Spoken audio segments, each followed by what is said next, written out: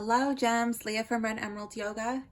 Today I'm going to be doing an unboxing and walkthrough of Practical Magic. So this is an oracle deck by Serene Conneelley and the artwork is by Selina Fenech.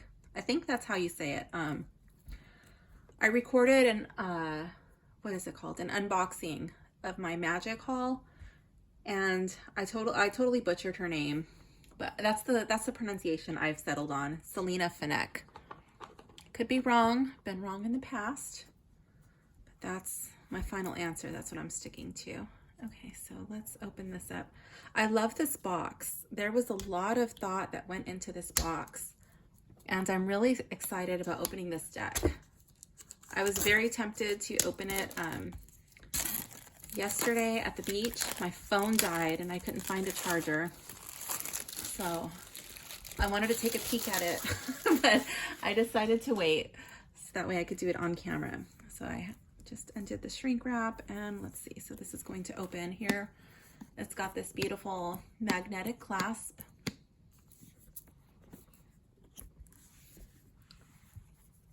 Oh wow, it's very hefty. It's got some weight to it. Okay, so we have beautiful artwork on the inside cover. The protective paper.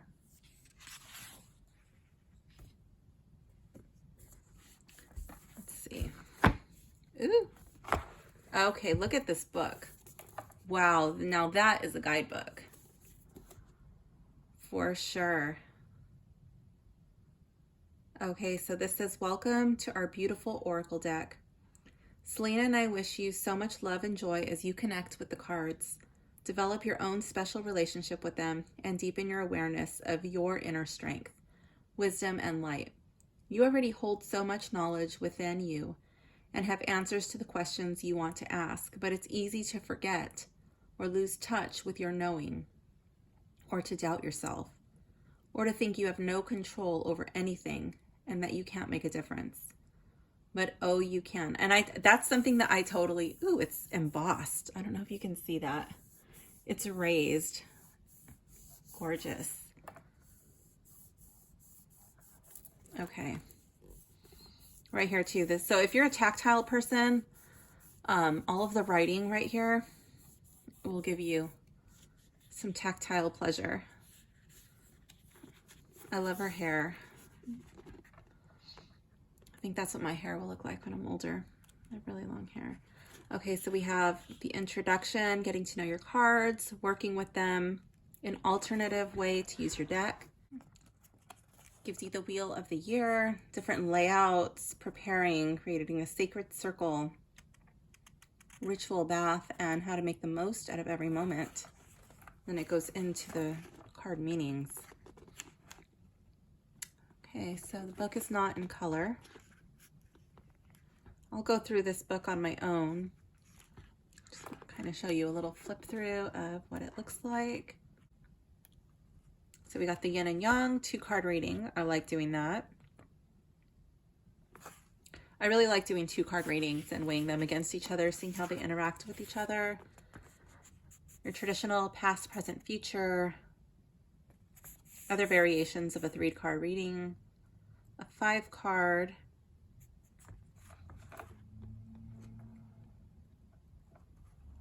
Magical journey. The year ahead, a 13-card reading. Ooh, that might be nice. Creating a sacred circle. Purifying bath. Let's see what those ingredients are.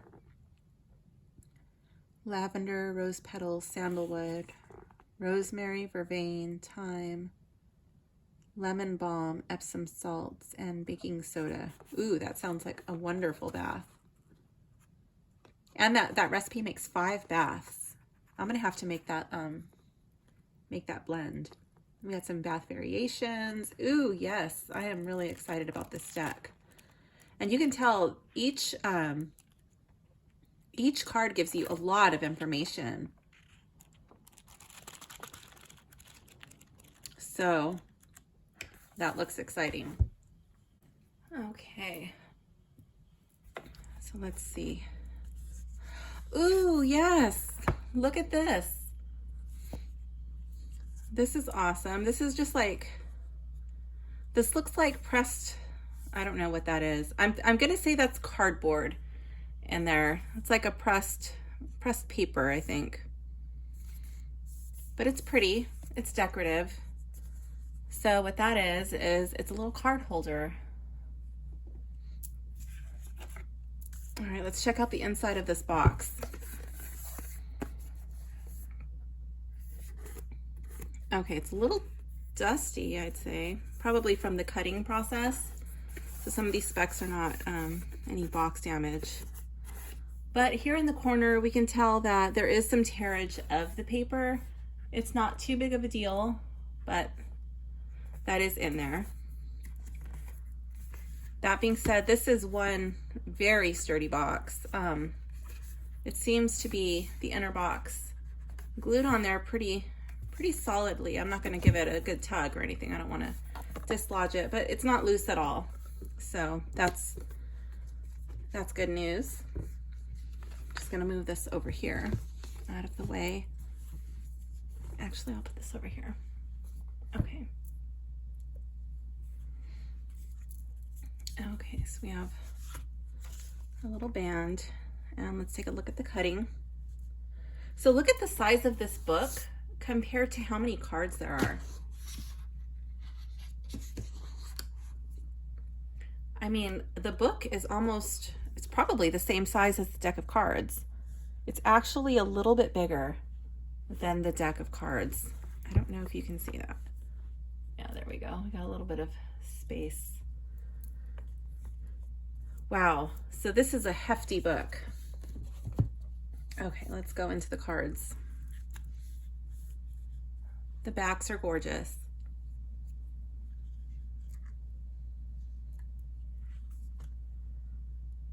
I'm going to be going backwards. So we release your pain.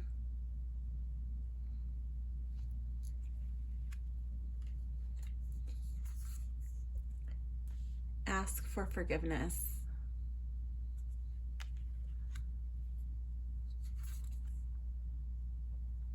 Embody forgiveness.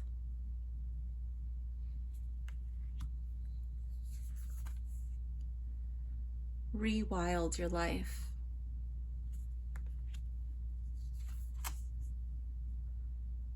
Focus on friendship.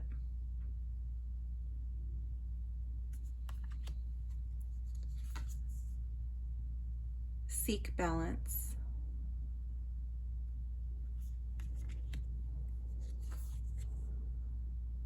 Time for play.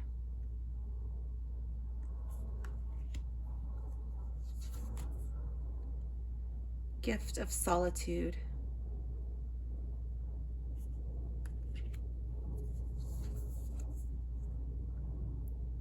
True to you.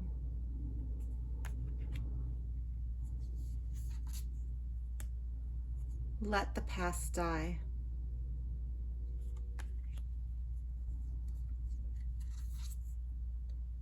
Follow your dreams.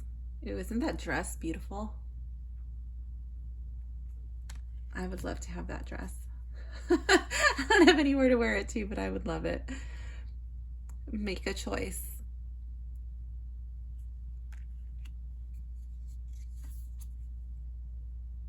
Be kind.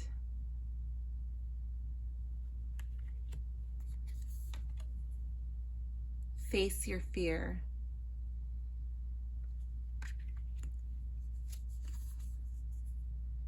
Honor your grief.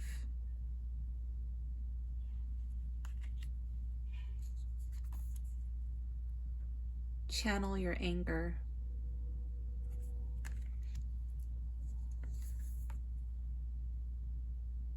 Express your heart. I don't know about you guys, but I am in love with this deck so far. Enchant the everyday. Ooh, and here's the cover from the inside of the box.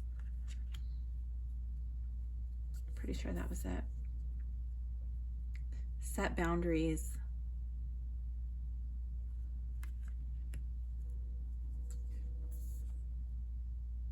Connect with the land.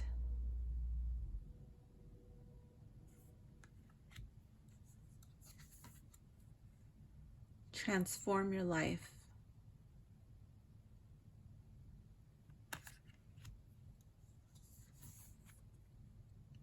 Rest and restore.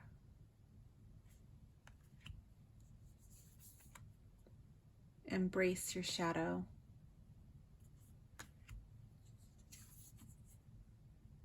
Shine your light.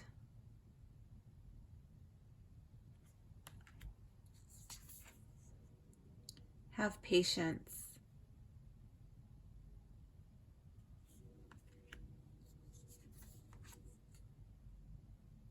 Take action. Well, the imagery on these cards is so beautiful. Uh-oh, my phone is freaking out. Okay. Inner wisdom.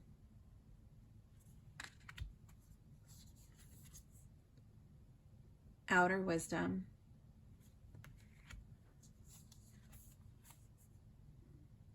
Emotional strength.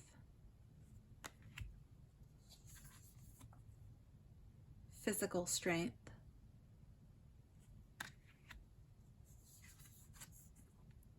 Solar strength.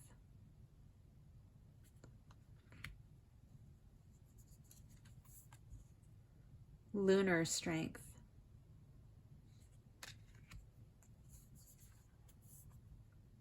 Step up.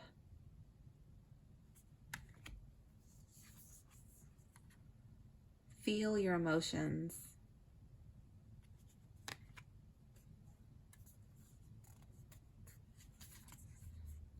New beginnings.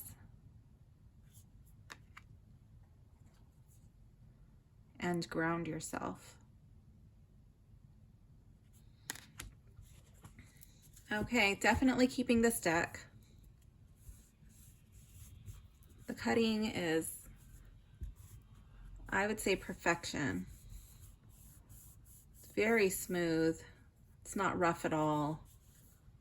There's no sharp edges. I mean, okay, wait, I take that back. Not perfection. This is like some ink stuff happening here, but oh, that's actually coming off. That's not even stuck on there. So that just must, I'm not quite sure what that's from, but that just kind of came off gently with my fingernail. So that's probably just from the printing process, or maybe from the cutting going through the cards. You can see a little bit of the ink coming through in the corners. Some decks don't have that, others do. If that bothers you, well, maybe the imagery of the cards and the amount of knowledge that comes in that book, you might be able to overlook that. Let's see how this card deck shuffles.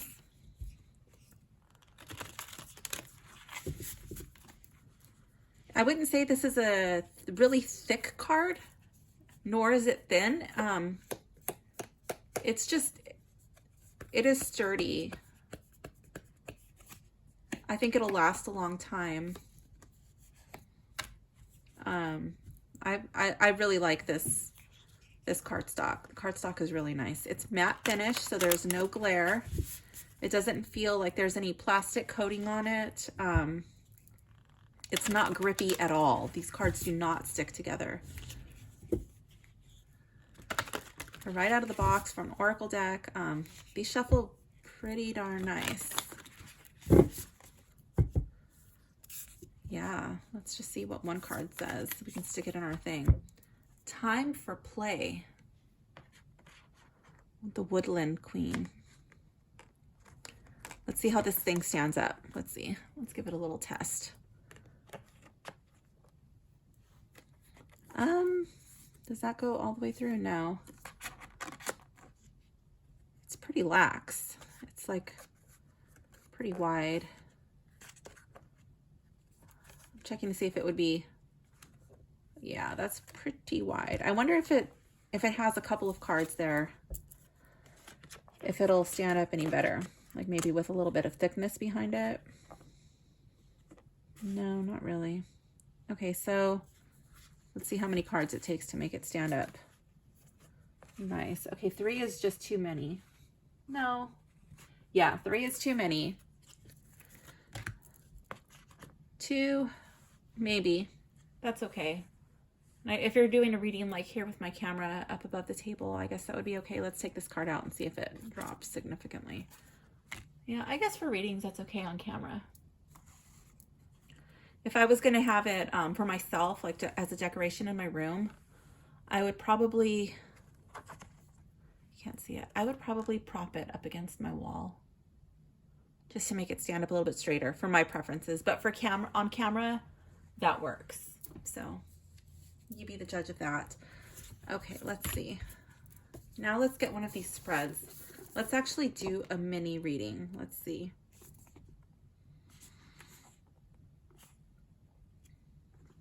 Okay, where are you? Okay, here we go. Card layouts 18.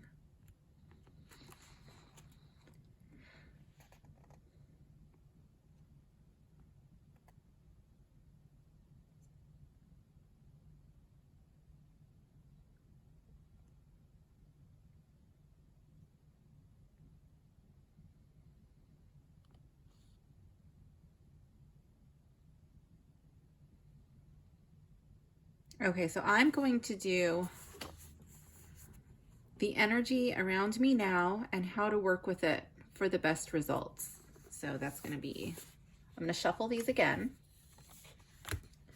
Let's see, I'm going to stick this paper in here just so I have that there. Okay.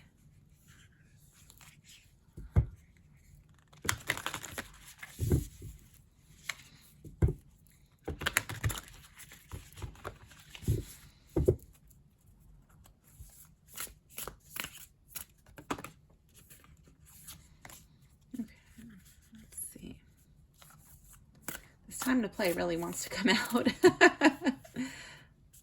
Let's see.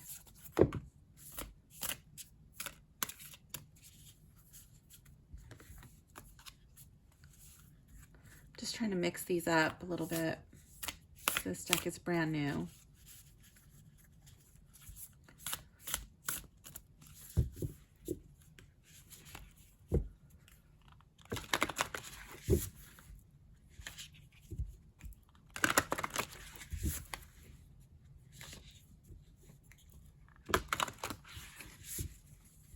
So the reason I chose to get this deck was because, for one, I actually have a crow friend. His name is Crow Dude. We hang out at the beach together.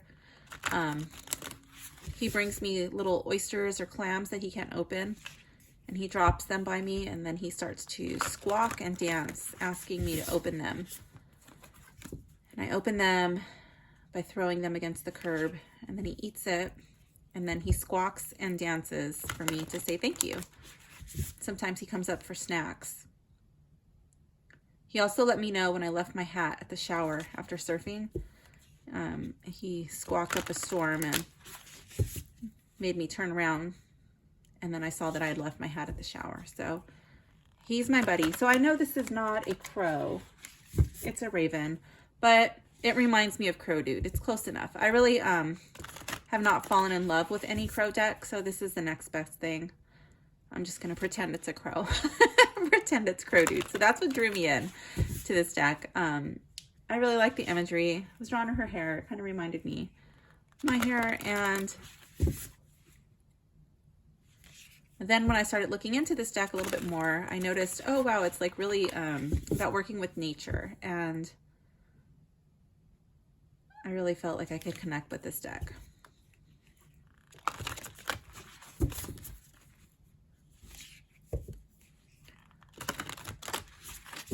I like that they have people of different age groups, younger and older. And then I also like that there's different ethnicities in this deck, and everybody is portrayed really well. That was a really hardcore bend right there. That made me nervous. Okay.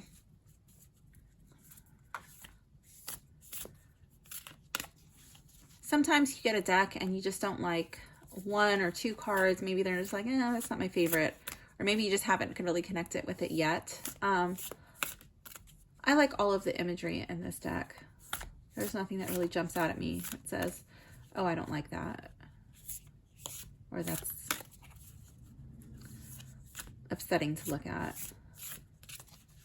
Okay. There were a few cards in the Rider-Waite deck that I didn't like. Over time, I grew to connect with them. And sometimes in other decks, there's just like one or two cards. I'm like, I have to make peace with them. But I like all of these. Okay, I'm just gonna put this over here. All right, let's see. Ooh, this one jumped out at me, and this one is in my thing. So let's see. The energy around you now and how to work with it for best results. Okay, so let's go to card 35.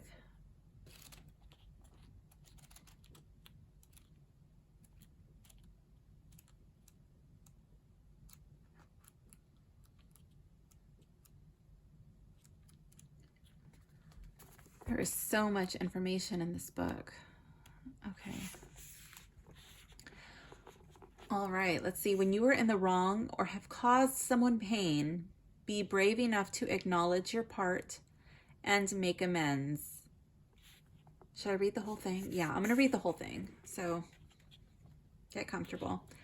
One of the most difficult things to do is accept that you have hurt somebody you care about, whether you've accidentally offended someone or done so knowingly. Be aware of the impact of your actions and what you need to do to remedy the situation.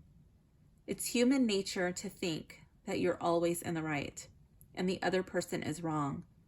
The brain is wired to edit your story and recast you as blameless, and it's uncomfortable to be faced with the possibility that you are at fault. Everyone on earth has caused hurt or pain at some point. Even with the best of intentions, misunderstandings still occur, even though that someone can be mad at you or disappointed in you, but still love you. How your loved ones feel about you is not conditional on you never making a mistake, but apologizing, making amends, vowing to change, and asking for their forgiveness will go a long way to remedying it when you do. When this card turns up, it's asking you to examine your own behavior and do some serious soul searching. Take a deeper look at some recent conflicts and examine your role in other people's lives and the potential hurt you've caused, whether knowingly or not. I already know where this is going. I woke up this morning thinking that I needed to make amends with somebody, set this something right. I'll tell you about it later. It's easier to hold on to the idea that you were the victim in every painful situation, always the innocent and wronged party, but start to consider the possibility that the other person sees themselves as the victim too, and you as the one who wronged them. Sometimes the pain may be based on a simple misunderstanding or a shared responsibility. In this case, being able to face your part in it, say sorry, and hear the other person's side of things can lead to healing and an improved relationship. But sometimes the fault will lie with you, and being brave enough to acknowledge your part in a situation and the damage you've caused can be freeing and cathartic. Hopefully you will find the courage to make amends to the person you wounded, apologize, and ask for forgiveness. It may also be enough that you finally understand the truth, can reframe your own perceptions, that you finally understand the truth. Okay, I just read that. Can reframe your own perceptions and will alter your behavior in the future. Be aware of whether you have been cruel, caused chaos and pain, or hurt someone. If a friendship has felt different, or someone seems to be avoiding you or pulling away, gently and carefully ask if you have offended them. Don't be accusatory, and don't get defensive if they say yes. Allow them to speak their truth without interruption. Listen. Really listen to them. Listen to what they are telling you. Reassure them that you have heard them. You may be the blameless lead in your own life story, but you're not always in the right. Be open to learning how your behavior and your words have affected people. Aim for growth and understanding and the healing of wounds, yours and theirs. Finally, express what you've learned about yourself. Tell them you recognize what you did wrong, then demonstrate what you will do to change your behavior or make amends. Saying you're sorry without vowing to do better is meaningless and hollow. Promise you will improve, then humbly ask for the gift of forgiveness.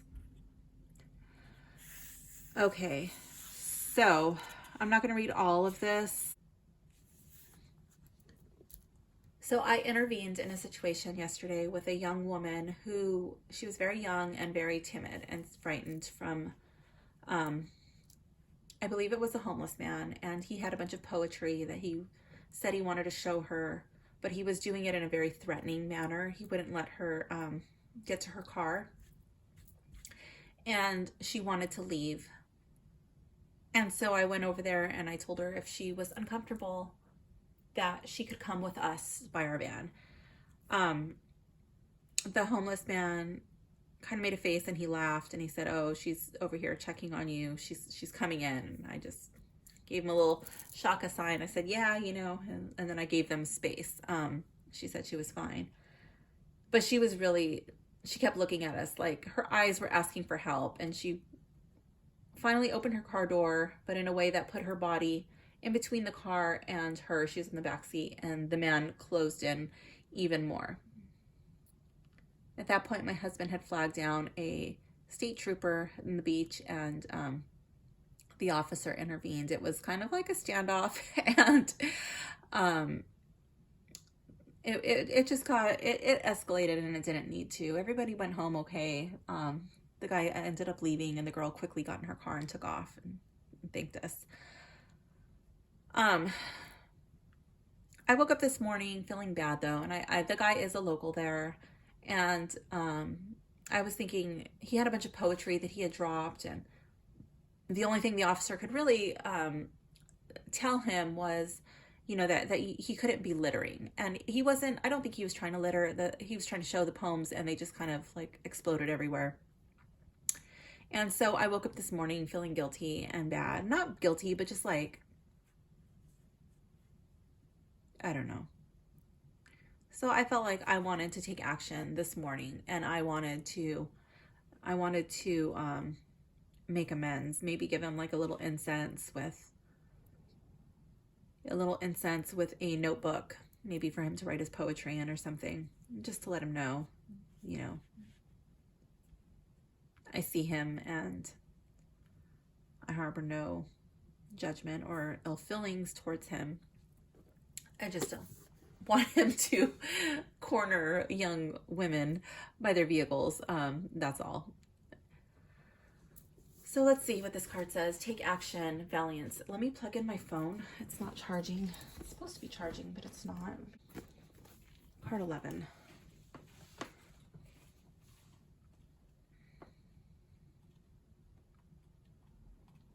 So this card says, a goal without a plan is just a wish. So plot out your strategy. I should show this. And then take action and work hard to make your dreams come true. Your dream come true. Procrastination is the enemy of success. It wastes your precious time, can freeze you into inaction, and causes incredible guilt that will wear you down. Despite proverbs to the contrary, you don't achieve a goal by waiting patiently, but by taking action, going after what you want, and making it happen. Too many people use "it will happen in divine timing," or "I'll start when I get a sign" as an excuse not to pursue their dreams, because the effort involved is too daunting. If you don't mind either way, when you reach your goal, waiting for a sign can be a useful tool to avoid making a decision, but it is still a choice. You're choosing not to do it, choosing not to make your dream come true, which is fine, but don't pretend it's destiny. You make your own destiny by deciding to do something, then making it happen. When this card appears, it is a message that you need to stop procrastinating and making excuses about something in your life and start taking action. Okay, so this is basically saying the same thing over and over. So stop wasting time, just do it. So I'm going to get him a little journal and a sage. So that is the Practical Magic Oracle deck, and as you can tell, it's pretty accurate. This card literally jumped out at me twice, and this is the same thing that has been haunting me since I woke up in the morning. I will leave a link in the description if you're interested in purchasing this deck for yourself. Okay, I'm back. One more thing that I was thinking about the more I sat with this deck. I really don't want the book to get trashed, so I'm thinking about adding a ribbon to my box because I think that's the only thing that it needed to be perfect. I don't like it opening this way, so I'm thinking if I just have a ribbon, it doesn't need to be long. I don't think I like this one. Let me see. Okay, I went and got a different ribbon. I think this one's too thin. I don't like this color for it. I mean, it's red, it's pretty. I don't know, I might change my mind. But I think it needs to be a little bit thicker. I'll probably have to get another ribbon. Yeah, see, that works so much better. So I'm thinking the ribbon will have to be at least this thick, however thick that is. And I'm probably just going to glue it over here on the inside of this box, and then keep the book at the bottom instead of the top, and then just have it like this long so I can pull it out. I'll probably use a black ribbon. Yeah, I think I'll get a black ribbon. I don't know, we'll see. I'm not set on that, and then just keep the cards on top. This thing slides, this paper slides really easily. I still have my 2 cards out from my reading, the forgiveness and the action card. So, I mean, granted, there's 2 cards missing, but yeah, I think I'll probably just keep it like that. And then that won't be there. That'll just be glued, and then it'll just store like that. And then when I open it, all I will have to do is pull it up, take the cards out, and pull it up to grab the book. Yeah, so this box is going to get a DIY ribbon. Maybe I'll make a video of that. I think I will. So for now, I'm just going to leave this red ribbon in there. And maybe it doesn't even need to be glued. Maybe I can preserve the box and then just, I'll just get a black ribbon and do that. Okay, thank you for watching. That is my honest opinion of the Practical Magic Oracle deck. It needs a ribbon. Other than that, I love it. Thank you for watching. Bye.